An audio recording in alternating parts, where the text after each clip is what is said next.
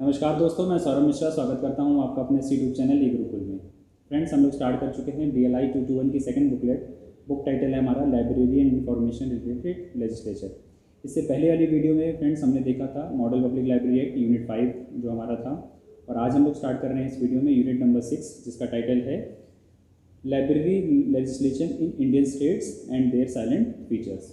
Friends, जैसा हमने public library act जो इससे पहले वाला यूनिट था उसमें हमने देखा कि किस तरह से हमारे पास एक मॉडल पब्लिक लाइब्रेरी एक्ट दिया गया था बहुत सारी committees, education committees doctor SR Ranganathan ji के द्वारा, और उन्हीं पब्लिक लाइब्रेरी एक्ट को जो मॉडल पब्लिक लाइब्रेरी एक्ट था उसी को उन्होंने बेस बनाकर बहुत सारे स्टेट्स, इंडियन स्टेट्स ने अपने अपने राज्यों में अपना एक लाइब्रेरी एक्ट बनाया है। तो फ्रेंड्स, इस चैप्टर में अगर हम लोग देखें तो मेनली हमें उन्हीं लाइब्रेरी एक्ट्स, जितने भी हमारे स्टेट्स हैं उन्होंने जितने भी लाइब्रेरी एक्ट अपने पास किए हैं उनके बारे में पढ़ना है। फ्रेंड्स, इस चैप्टर को पढ़ने का एक थोड़ा सा अलग तरीका है, एक अलग स्ट्रेटजी से हमें इसको पढ़ना पड़ेगा, क्योंकि आप इसमें देखेंगे तो बहुत सारे लगभग 16 स्टेट्स के पब्लिक लाइब्रेरी एक्ट्स के बारे में दिया गया है, और हर लाइब्रेरी एक्ट्स के अलग अलग फीचर्स और अलग अलग चीज़ें इसमें दी गई हैं। तो आपको किस तरह से इन सब चीज़ों को समराइज़ करना होगा, कैसे इन सभी चीज़ों को आप इस तरह से पढ़ें ताकि आप एग्जामिनेशन पॉइंट ऑफ व्यू से जब आप एकेडमिक्स के यानी DLI के एग्ज़ाम्स लिख रहे हो तो आपके लिए हेल्पफुल हो, और जब आप कॉम्पिटिटिव एग्ज़ाम्स अगर आप अपीयर कर रहे हैं तो वहाँ पे भी ये चीज़ें आपके लिए हेल्पफुल हो जाएँ। फ्रेंड्स, देखिए, सभी जितने भी स्टेट्स हैं सभी के स्टेट्स के पब्लिक लाइब्रेरी एक्ट बहुत बड़े हैं, बहुत वास्ट है, अपने आप में ही वो 20-20, 25-25 या 60-60 पन्नों के होते हैं।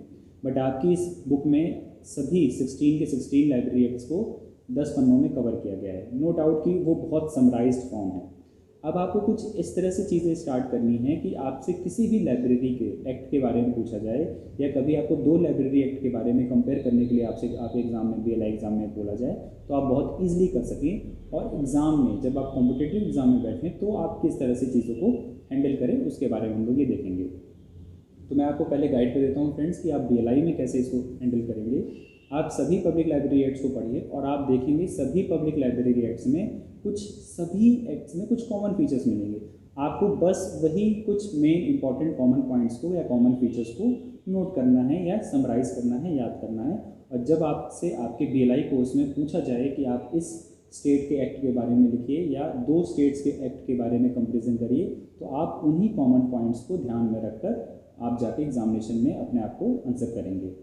ये थोड़ा सा स्मार्ट तरीका है, थोड़ी सी मेहनत करने से या थोड़ा सा स्मार्टली चीज़ें पढ़ने से ये चीज़ें हम लोग को अंडरस्टैंडिंग में बन जाएंगी। और अगर आप कॉम्पिटिटिव एग्ज़ाम में बैठ रहे हैं तो आपसे कॉम्पिटिटिव एग्ज़ाम में हमेशा आप कोई से भी प्रीवियस ईयर के क्वेश्चंस के पेपर उठा लीजिए, आपको देखेंगे हमेशा मिलेगा कि आपसे ये पूछा जाता है कि किस पब्लिक लाइब्रेरी एक्ट, मतलब किस स्टेट का पब्लिक लाइब्रेरी एक्ट किस ईयर में पास हुआ था। तो आपको क्रोनोलॉजी याद करनी पड़ेगी, मतलब कौन सा पब्लिक लाइब्रेरी एक्ट कब आया था, उसकी डेट क्या है, उसके बाद कौन से हैं, उससे पहले कौन से हैं। मैं एग्जांपल आपको बताता हूँ। जैसे आपसे पूछा जा सकता है कि महाराष्ट्र का पब्लिक, आपको 4 ऑप्शन दे दिए जाएंगे, चारों ऑप्शंस की डेट आपको मिसमैच कर दिया जाएगा, और आपके सामने फिल इन द ब्लैंक्स या मैच द कॉलम्स में आपसे पूछा जाएगा कि ये सही ऑप्शन क्या चुनिए या इसमें से सही ऑप्शंस क्या है, या आपसे पूछा जा सकता है कि इसमें से कौन सा गलत है।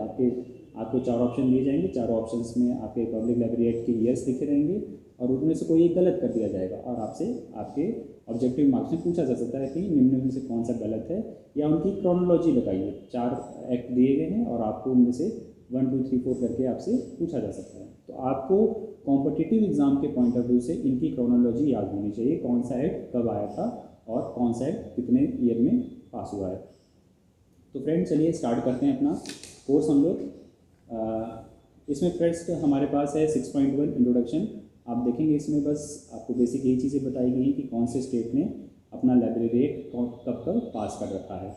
6.2 में जो हमारा टॉपिक 6.2 पेज नंबर 20 और पेज नंबर 21 में अगर आप इसमें देखेंगे तो आपको डेट्स दी गई हैं कि कौन सा लाइब्रेरी एक्ट किस ईयर में पास हुआ था। जैसे पेज नंबर 21 में दिया है, सबसे पहले इंडिया में किस स्टेट ने लाइब्रेरी एक्ट पास किया था। हमारा सबसे पहला स्टेट है जिसने अपना लाइब्रेरी एक्ट पास किया है वो है Tamil Nadu. Friends, doctor SR Ranganathan किस जगह से बिलोंग करते थे, वो बिलोंग करते थे मद्रास से। और मद्रास में क्योंकि उनका जो होम डिस्ट्रिक्ट था या होम स्टेट था वो था मद्रास, उस समय उसको मद्रास कहा जाता था, आज वो कहलाता है तमिलनाडु। तो सबसे पहले तमिलनाडु स्टेट ने अपना पब्लिक लाइब्रेरी एक्ट या लाइब्रेरी एक्ट पास किया था जिसका नाम है मद्रास पब्लिक लाइब्रेरी एक्ट, ठीक है। अब ये तमिलनाडु पब्लिक लाइब्रेरी एक्ट के नाम जाना जाता है, जो इसकी ईयर है वो है 1948। इसके बाद आप देखेंगे आंध्र प्रदेश ने अपना लाइब्रेरी एक्ट पास किया है, वो है 1995 में। देन आफ्टर कर्नाटक 1965 में। आप देखिए, याद करने के लिए आपको कैसे होगा, पहले आप मद्रास, फिर कर्नाटक और फिर आंध्र प्रदेश, तमिलनाडु पहले और उसके बाद आंध्र प्रदेश और उसके बाद कर्नाटक। तो आप देखेंगे तीनों कौन से स्टेट्स हैं, साउथ इंडियन स्टेट्स हैं। उसके बाद आ जाता है महाराष्ट्र, ये भी लगभग कर्नाटक से जुड़ा हुआ है, तो आप याद करने के लिए देख सकते हैं महाराष्ट्र में। And then after West Bengal, फिर मणिपुर, और फिर एक हमारा नेक्स्ट साउथ इंडियन स्टेट जिसका नाम है केरला, फिर हरियाणा, फिर मिज़ोरम, गोवा, गुजरात, उड़ीसा, उत्तरांचल, या उसको अब हम लोग उत्तराखंड भी कहते हैं, और फिर है राजस्थान, फिर उत्तर प्रदेश, और सबसे लास्ट में है या सबसे न्यूएस्ट स्टेट है जिसने अपना लाइब्रेरी एक्ट पास किया है, वो है बिहार। तो फ्रेंड्स, आपको इसी तरह से याद करना है कि सबसे पहला स्टेट कौन सा था, फिर उसके बाद कौन सा था, और फिर उनके साथ साथ इनके ईयर्स को भी आप समराइज़ करते रहिए। और सबसे अच्छा तरीका, आप मैप लीजिए, ब्लैंक मैप लीजिए, उसमें आप इन चीज़ों को नोट डाउन कर लीजिए, और मैप के हिसाब से आप चीज़ों को याद करेंगे तो आपको चीज़ें जल्दी याद हो जाएंगी ईयर वाइज। जैसे देखिए 2001 में 2 स्टेट्स थे, एक था गुजरात और एक था उड़ीसा, ठीक है। एक सबसे वेस्ट में है स्टेट और एक इधर ईस्ट में है। तो गुजरात याद करने के लिए और उड़ीसा याद करने के लिए आप समराइज कर सकते हैं, गुजरात और उड़ीसा का एक साथ हुआ है। और हमारे जितने भी साउथ इंडियन स्टेट्स हैं, वो तमिलनाडु, कर्नाटक, केरल और आंध्र प्रदेश। अभी आंध्र प्रदेश का डिवीज़न हो चुका है, जब ये हम लोग पढ़ रहे हैं, तो आंध्र प्रदेश के डिवीज़न में इस समय जो नया स्टेट बना है उसका लाइब्रेरी कभी पास नहीं हुआ है। तो आप आंध्र प्रदेश, मतलब इंडिया के जितने भी साउथ इंडियन स्टेट्स हैं, ठीक है, तेलंगाना को छोड़कर, तेलंगाना न्यू स्टेट है, उसका लाइब्रेरी एक्ट छोड़कर, क्योंकि अभी वहाँ की विधानसभा नहीं बनी है, और आई होप कि जैसे ही वो विधानसभा वहाँ की फंक्शन हो जाएगी, ये लाइब्रेरी एक्ट वहाँ भी पास हो जाएगा। तो आप देख सकते हैं इंडिया के जितने भी साउथ स्टेट्स हैं, अभी तेलंगाना को छोड़कर और महाराष्ट्र को इंक्लूड करके, उन सब ने अपना लाइब्रेरी एक्ट पास कर रखा है, ठीक है। हमारे नॉर्थ ईस्ट के 2 स्टेट्स हैं, एक है मणिपुर और एक है मिज़ोरम, जिन्होंने दो स्टेट्स हैं जिन्होंने अपना अपना लाइब्रेरी एक्ट पास कर रखा है। तो आपको बस इसी तरह से इनको चीज़ों को याद करना है। अब आप पेज नंबर 21 में देखेंगे तो आपको कुछ यहाँ पे साइलेंट फीचर्स मिलेंगे, और यही साइलेंट फीचर्स आपको लगभग सभी लाइब्रेरी एक्ट में देखने को मिलेगा। तो आप जब एग्ज़ाम में बैठे हों और आपसे किसी भी स्टेट के फीचर्स के बारे में या उनके टर्म्स एंड कंडीशंस के बारे में पूछा जाए लाइब्रेरी एक्ट के बारे में, तो आप ये 5 पॉइंट तो ऑब्वियसली मेंशन करना है, आपको ये हमेशा लिखना है कि इस लाइब्रेरी एक्ट में ये चीज़ें हैं। देखिए, the provision of the public library system as despite are these acts are discuss here as state earlier, library legislation should take care of the following 5 aspects. ये लाइब्रेरी एक्ट क्यों बनाए गए हैं, ये नीचे हम लोग जो भी 5 एस्पेक्ट पढ़ने वाले हैं उनको ध्यान में रखकर। पहला है accessibility of information to all the section of the people, सभी सेक्शंस ऑफ पीपल को, चाहे वो किसी भी कलर से हों, किसी भी सेक्स से बिलोंग करते हों, किसी भी भाषा को बोलते हों, कोई भी रिलीजन को फॉलो करते हों, कोई भी डिस्क्रिमिनेशन किए बिना सभी लोगों को, पब्लिक के सभी लोगों को ये इन्फॉर्मेशन वहाँ तक पहुँचाना है, लाइब्रेरी का एक्सेस देना, ये इसका एक मेन ऑब्जेक्टिव है। The establishment of institution network to provide care and preserve documents, एक ऐसा इंस्टीट्यूशन नेटवर्क बनाना जो डॉक्यूमेंट्स को या बुक्स को, इंफॉर्मेशंस को प्रिजर्व कर सके या उनकी केयर कर सके। Establishment of committees to provide guideline in relation to the policy making, decision making and implementation of the services. जो भी हमारे लाइब्रेरीज़ में डिसीजन मेकिंग स्किल्स हैं या पॉलिसी मेकिंग्स हैं, किस तरह से एडमिनिस्ट्रेशन करना है, किस तरह से लाइब्रेरीज का मैनेजमेंट करना है, उनके लिए कुछ कमेटियाँ बनाई जाएँ और कमेटियाँ बनाकर चीज़ों को प्रॉपरली रूल्स एंड रेगुलेशन के अकॉर्डिंग फॉलो किया जाए। प्रोविज़न ऑफ फाइनेंस बनाने का प्रोविज़न कि किस तरह से लाइब्रेरीज़ में लोगों से उनकी फ़ीस ली जाएगी या बुक्स कैसे कैसे परचेज की जाएगी, फर्नीचर, अलमीरा या और भी जो लाइब्रेरी स्टाफ्स हैं उनको किस तरह से सैलरी दी जाएगी, उनके बारे में प्रोविज़न करना। और arrangement of the reporting system to active the various public libraries, और हमारे जितने भी पब्लिक लाइब्रेरीज हैं उनको प्रॉपरली एक्टिव रखना ताकि वो पब्लिक सर्विस में ऑलवेज एक्टिव रहे। तो ये इनके क्या थे, मेन ऑब्जेक्टिव थे कि क्यों पब्लिक लाइब्रेरी एक्ट या किसी स्टेट की लाइब्रेरी एक्ट को बनाया जाता है। आप इन 5 पॉइंटों को याद रखिए और कभी भी आपसे कुछ पूछा जाए तो आप इनको मेंशन कर सकते हैं। फ्रेंड्स, अब देखिए अब हमने आगे वाले टॉपिक्स में पेज नंबर 22 से आपके सारे पब्लिक लाइब्रेरी एक्ट्स के फीचर्स के बारे में दिया गया है। अब इन फीचर्स को आप एक बार गो थ्रू हो जाइए, मतलब रीडिंग कर लीजिए इन सभी फीचर्स की, और जो आपको कॉमन पॉइंट्स मिले वो कहीं पे एक एक पेपर में आप नोट करते जाइए। आपको 5 या 6 ऐसे पॉइंट सभी में मिल जाएंगे जो सभी पब्लिक लाइब्रेरी जितनी भी स्टेट्स हैं उन सभी स्टेट्स के पब्लिक लाइब्रेरी एक्ट में आपको कॉमन मिलेंगे। उन कॉमन पॉइंट्स को नोट करिए और आपसे किसी भी पब्लिक लाइब्रेरी एक्ट के बारे में अगर आपसे पूछा जाए तो आप उन पब्लिक लाइब्रेरी एक्ट के बारे में ये लिख सकते हैं। जैसे आपको क्या क्या कॉमन मिलेगा, आपको कॉमन मिलेगा कि हमारा ऑब्जेक्टिव क्या है, किसी भी स्टेट की पब्लिक लाइब्रेरी एक्ट बनाने का ऑब्जेक्टिव क्या है, सबको फ्री एजुकेशन या फ्री एक्सेस ऑफ इंफॉर्मेशन देने का, ये हमारा ऑब्जेक्टिव है। आप इनके ऑब्जेक्टिव में लिख सकते हैं। सेकंड है उसका फाइनेंस कैसे होगा, ठीक है, सेस लगाकर या कोई सब्सिडी देकर या गवर्नमेंट एडेड लाइब्रेरी होगी, सेंट्रल स्टेट की लाइब्रेरी होगी या district library, village library, taluka library, block library, इन सबको किस तरह से फंक्शन किया जाएगा, उनका फाइनेंस कैसे होगा, उसके बारे में आपको इन्फॉर्मेशन दी जाएगी। आप वो कहीं पे नोट कर लीजिए। लाइब्रेरीज़ के एडमिनिस्ट्रेशन के लिए, उनके प्रॉपर मैनेजमेंट के लिए कैसी कमेटियाँ बनेंगी, स्टाफ्स कैसे होंगे, उनके बारे में दिया गया होगा, आप उनको नोट कर लीजिए। ठीक है, जो भी हमारी इन्फॉर्मेशन हैं, जो भी हमारे पास डॉक्यूमेंट्स हैं, उनको कैसे क्लासीफाई करना है, किस तरह से मैनेज करना है, उनके बारे में इन्फॉर्मेशन दी हुई पब्लिक लाइब्रेरी एक्ट्स के बारे में आप उनको लिख लीजिए। ठीक है, तो ये सारी चीज़ें अगर आप पढ़ेंगे, सभी पब्लिक लाइब्रेरी एक्ट्स को पढ़ेंगे तो आपको ये सब चीज़ें एक जगह कॉमन मिलेगी। आप ये नोट करिए और सभी पब्लिक लाइब्रेरीज़ में ये एप्लीकेबल होंगी। आप किसी भी एग्ज़ाम में आपसे कोई भी लाइब्रेरी एक्ट पूछा जाए तो आप इन लाइब्रेरी एक्ट्स के बारे में याद रख लीजिए। सबसे इंपॉर्टेंट बात क्या है, आपको ईयर याद होना चाहिए, सभी पब्लिक लाइब्रेरी एक्ट्स के ईयर्स और वो किस किस ईयर में पास हुए थे, ये आपको हमेशा याद रखना है। तो फ्रेंड्स, आप लोग इनको रीड करिए, जितने भी हमारे पब्लिक लाइब्रेरी एक्ट्स हैं आप इनको एक बार इनसे गो थ्रू हो जाइए और जो भी कॉमन पॉइंट्स आपको इसमें मिले वो आप इसमें एक जगह नोट करते जाइए। अब आप देखेंगे पेज नंबर 30 में हमारा जो टॉपिक है 6.3 कंपेरिजन ऑफ द 16 एक्ट्स। अब यहाँ पे आप देखिए हमारे जितने भी एक्ट्स हैं, मतलब 16 स्टेट्स ने 16 लाइब्रेरी एक्ट्स पास किए हैं, उन सभी लाइब्रेरी एक्ट्स का यहाँ पे एक कंपेरिजन दिया गया है। ठीक है, कि सभी लाइब्रेरी एक्ट्स को एक जगह अगर समराइज़ किया जाए तो हमें क्या क्या समानताएं मिलती हैं और क्या क्या डिफरेंस मिलते हैं, आप यहाँ पे देखेंगे। लेकिन उन सभी लाइब्रेरी एक्ट्स को कंपेयर करने के लिए हमने कुछ क्राइटेरियाज बनाए हैं। इसमें 5 क्राइटेरियाज हैं। पहला है पब्लिक एक्सेस टू लाइब्रेरी, ये फर्स्ट क्राइटेरिया। सेकंड क्राइटेरिया है डेवलपमेंट ऑफ इंफ्रास्ट्रक्चर। थर्ड है establishment of government system. Fourth है प्रोविजन ऑफ फाइनेंशियल मैनेजमेंट। और फिफ्थ है organisation of self reporting and regulating system.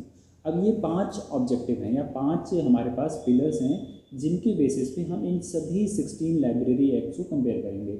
और यकीन मानिए ये जो टॉपिक है ये रिलेवेंट है, ये बहुत इंपॉर्टेंट है आपके एग्ज़ाम्स के पॉइंट ऑफ व्यू से। जब आप एकेडमिक्स में या BLI में लिखने जाएंगे तो आप इन्हीं कंपेरिजन, इन्हीं पॉइंट्स को कंपेयर करके इनकी सिमिलरिटीज़ और इनकी डिससिमिलरिटीज़ अगर याद कर लेते हैं तो आपको बहुत आसानी होगी किसी भी पब्लिक लाइब्रेरी एक्ट के बारे में लिखने के लिए। आपसे एग्जामिनेशन में मेनली पूछा जा सकता है कि आप मद्रास पब्लिक लाइब्रेरी एक्ट के बारे में लिखिए, या कर्नाटक के पब्लिक लाइब्रेरी एक्ट के बारे में लिखिए, महाराष्ट्र पब्लिक लाइब्रेरी एक्ट के बारे में लिखिए, गुजरात, उड़ीसा, किसी के बारे में पूछा जा सकता है।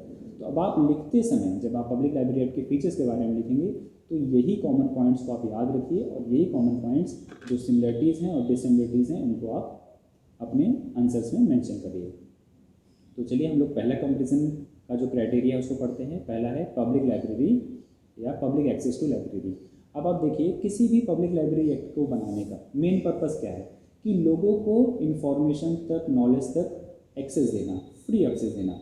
हो सकता है कोई पब्लिक लाइब्रेरी एक्ट में ये प्रावधान किया गया हो कि हम अपनी सिटीजन्स को, अपनी जनता को फ्री एक्सेस देंगे, और हो सकता है किसी पब्लिक लाइब्रेरी एक्ट में उनसे कुछ मिनिमम चार्ज वसूला जाए या उनसे मिनिमम चार्ज लिया जाए।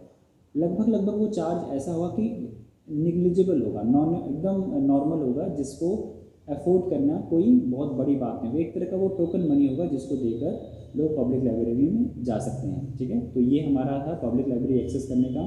इसमें ऐसी बातें होंगी या इस तरह से कंपेरिजन किया गया होगा कि लगभग सभी पब्लिक लाइब्रेरी एक्ट या सभी पब्लिक लाइब्रेरीज जितनी भी स्टेट्स हैं वो अपने रीडर्स को फ्री एक्सेस देती हैं। किसके लिए? पब्लिक लाइब्रेरी में या किसी भी तरह की लाइब्रेरी में जाने का।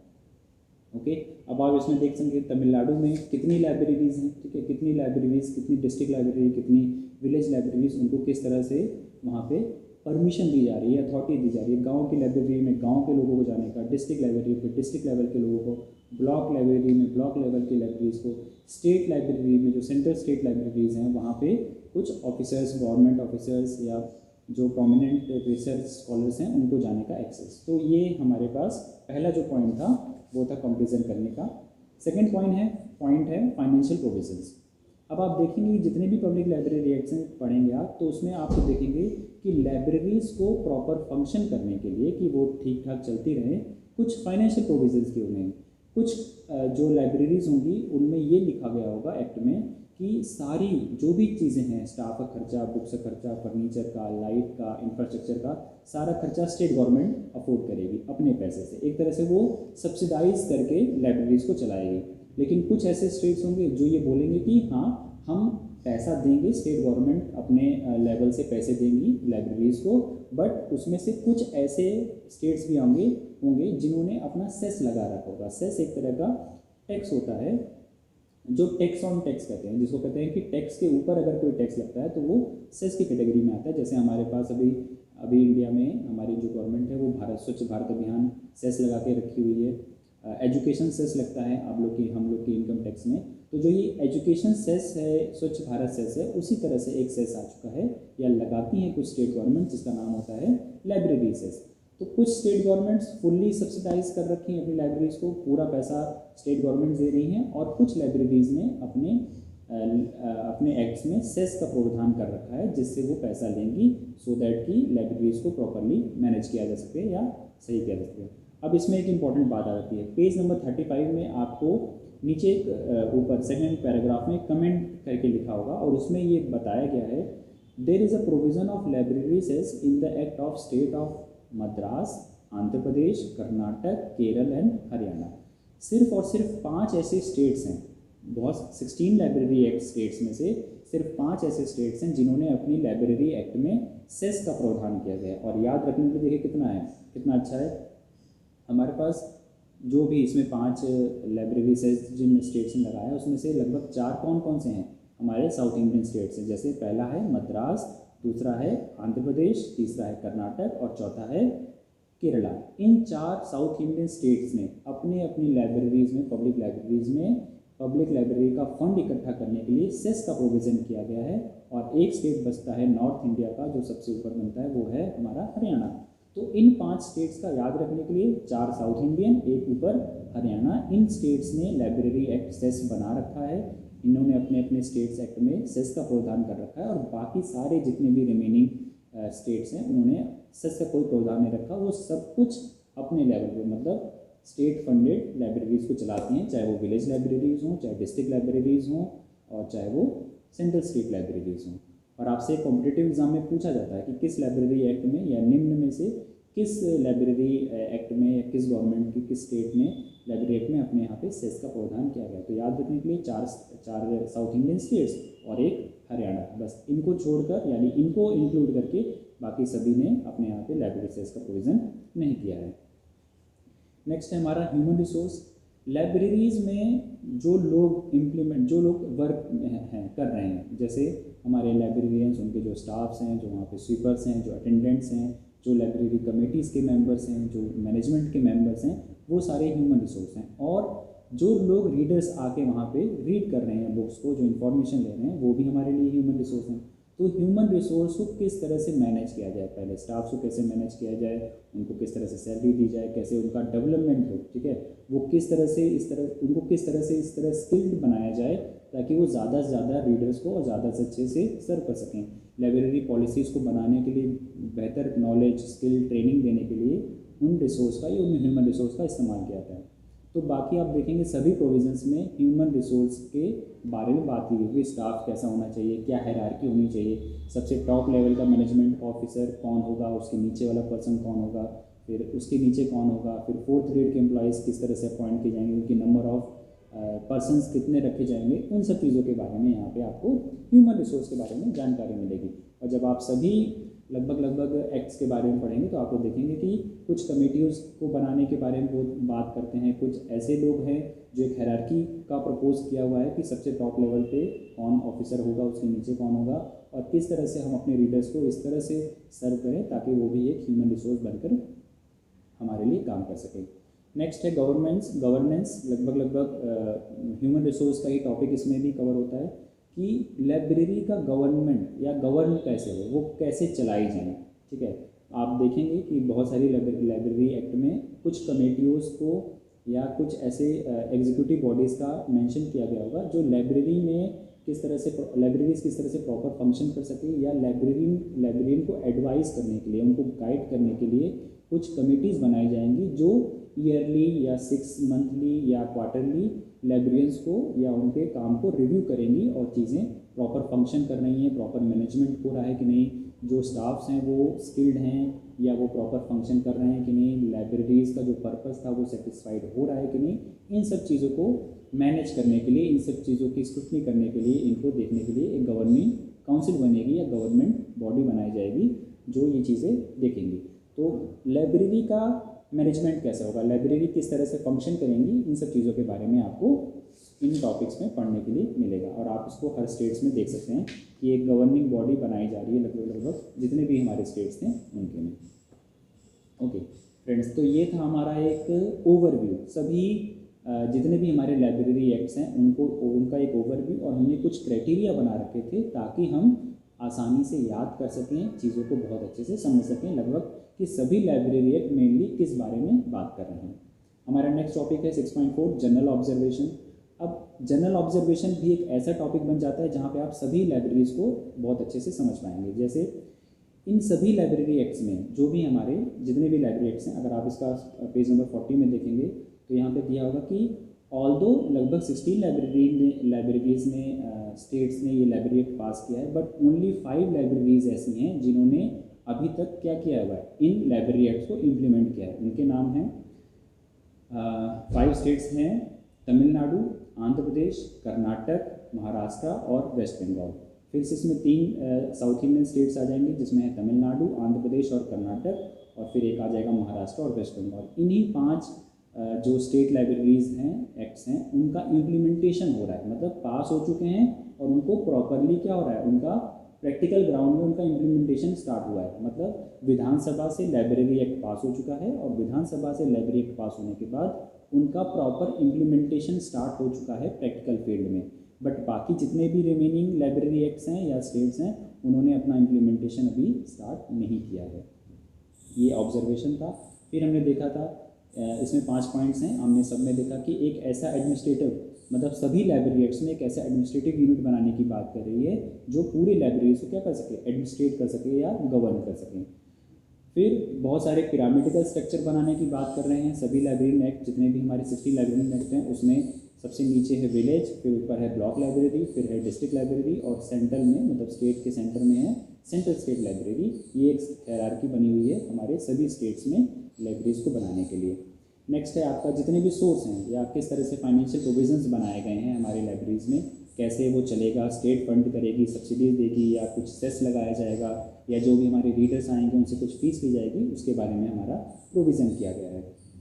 नेक्स्ट है कौन कौन से डॉक्यूमेंट्स या कौन कौन से रिसोर्स हम लोग अपनी लाइब्रेरीज में रखेंगे, न्यूज़पेपर कौन कौन से आएंगे, मैगजीन्स, पीरियोडिकल्स, इन सब चीज़ों के बारे में इंफॉर्मेशन दी गई है। और फाइनली कोई भी डिस्क्रिमिनेशन ना करते हुए, रिलीजन, आप किस रिलीजन को फॉलो करते हैं, कौन सी भाषा बोलते हैं, कौन से एरिया को बिलोंग करते हैं, इन सब का डिस्क्रिमिनेशन करते हुए पब्लिक लाइब्रेरी में सबको एक्सेस मिले, इस बात का प्रोविज़न किया गया है। तो ये जो जनरल ऑब्जर्वेशन है आपके टॉपिक 6.4 में, आप इसको देखेंगे तो आपको समझ में आ जाएगा कि लगभग ये जो 5 पॉइंट हैं वो सभी पब्लिक लाइब्रेरीज एक्ट अपने अपने एरिया में इम्प्लीमेंट करते हैं। और फाइनली हमारे पास कुछ मिसिंग फीचर्स भी हैं, मतलब क्या क्या इन सभी पब्लिक लाइब्रेरी एक्ट्स ने मिस कर दिया है उसके बारे में पढ़ेंगे। जैसे हमारे पास 6.5 टॉपिक में पहला पॉइंट है मिनिस्टर ऑफ लाइब्रेरीज। हमारे किसी भी लाइब्रेरी एक्ट में, जितने भी स्टेट्स के लाइब्रेरी एक्ट हैं, किसी भी में मिनिस्टर ऑफ लाइब्रेरी नाम का या कोई भी लाइब्रेरी मिनिस्टर बनाने का कोई प्रोविज़न नहीं किया। तो ये पॉइंट एक मिसिंग है। अगर कोई एक मिनिस्टर डेडिकेटेड हो जाता है लाइब्रेरीज़ को प्रॉपर फंक्शन या मैनेज करने के लिए, तो ये आई थिंक ज़्यादा अच्छा होता लाइब्रेरीज़ के या पब्लिक लाइब्रेरीज़ के ज़्यादा अच्छे से मैनेजमेंट करने के लिए। सेकंड पॉइंट है हेरिटेज लाइब्रेरीज। किसी भी पब्लिक लाइब्रेरी एक्ट में आपको कोई हेरिटेज लाइब्रेरी को प्रिजर्व करने के लिए, उसको कंजर्व करने के लिए, उसको प्रमोट करने के लिए आपको कोई प्रोविज़न नहीं मिलेगा। तो यहाँ पे हायरार्की मतलब हेरिटेज लाइब्रेरी का जो पॉइंट था वो यहाँ पे मिस हो रखा है। हम लोग पढ़ भी क्या रहे हैं, जो पब्लिक लाइब्रेरीज हैं उसमें क्या क्या मिस हो चुका था। तो हमने पहले देखा मिनिस्टर नहीं है कोई डेडिकेटेड, और सेकंड हमने देखा वहाँ पे कोई हायरार्की नहीं, मतलब हेरिटेज लाइब्रेरी नहीं है। सेकंड है रिमोट एरियाज़ में किस तरह से लाइब्रेरी को प्रमोट किया जाए, मतलब गांवों में जाकर, रूरल एरियाज़ में जहाँ पे एजुकेशन सिस्टम आज भी बहुत ज़्यादा अच्छा नहीं हो पाया है, जहाँ पे लिटरेसी रेट बहुत कम है, वहाँ पे कैसे जाकर रिमोट एरियाज़ में पब्लिक लाइब्रेरीज़ को प्रमोट किया जाए, वहाँ के रीडर्स को, वहाँ के लोगों को ज़्यादा से ज़्यादा रीडिंग और इन्फॉर्मेशन देने की कोशिश की जाए। इसका प्रोविज़न भी हमारे किसी भी स्टेट लाइब्रेरीज़ में 16 के 16 स्टेट लाइब्रेरीज़ में नहीं किया गया है। नेक्स्ट है हमारे पास लिटरेसी रेट को बढ़ाने का, कुछ ऐसी एक्टिविटीज़ को प्रमोट करने का जिससे एरिया की लिटरेसी रेट बढ़ सके। इस तरह के प्रोविजंस भी हमारे इसमें नहीं किए गए हैं। सफिशेंट इक्विपमेंट्स का, प्रॉपर मैनेजमेंट का, लाइब्रेरियन को कितनी मिनिमम सैलरी दी जाए, कितने लाइब्रेरियन स्टाफ होने चाहिए, कहीं पैसे से होंगे, बहुत सारे लाइब्रेरीज़ में वैकेंसीज खाली पड़ी हैं, उनके ऊपर कोई ध्यान नहीं दिया जा रहा है। तो प्रॉपर लाइब्रेरी बनाने का, उनको प्रॉपर मैनेज करने का, लाइब्रेरियंस को, वहाँ के जो स्टाफ्स हैं, वहाँ की जो बिल्डिंग्स, फर्नीचर, उनको प्रॉपर मैनेज करने का, इन सब चीज़ों का बेहतर प्रोविज़न नहीं मिलता है हमारे जितने भी 16 के 16 लाइब्रेरी एक्ट्स हैं उनमें। तो फ्रेंड्स, ये हमारा चैप्टर था, चैप्टर नंबर यूनिट नंबर 6, जिसमें हमने देखा कि लगभग जितने भी हमारे लाइब्रेरीज़ हैं उनमें किस तरह से हमारे स्टेट्स ने अपने अपने एक्ट पास कर रखे हैं और उनके क्या क्या मेन प्रोविजंस हैं। आपको मैंने बताया कि बीलिप के लिए कैसे पढ़ना है, आपको लगभग सभी लाइब्रेरी एक्ट से कॉमन पॉइंट्स को याद रख लेना है, और एकेडमिक्स के लिए कैसे पढ़ना है, आपको कॉम्पिटिटिव एग्जाम के लिए कैसे पढ़ना है, सभी लाइब्रेरी एक्ट्स के आपको जो डेट्स दिए गए हैं उनको याद रख लीजिए। तो फ्रेंड्स, ये था हमारा यूनिट नंबर 6। आई होप कि चीज़ें आपको क्लियर होंगी, अंडरस्टैंडिंग आपकी बन रही होगी। मेरे वीडियो लेक्चर सुनने के साथ साथ आप अपने अगर बुक्स पे भी कंसंट्रेट करेंगे तो आपको ये ज़्यादा हेल्पफुल हो पाएंगी ये वीडियोस। आशा करते हैं चीज़ें आपको समझ में आ रही होंगी।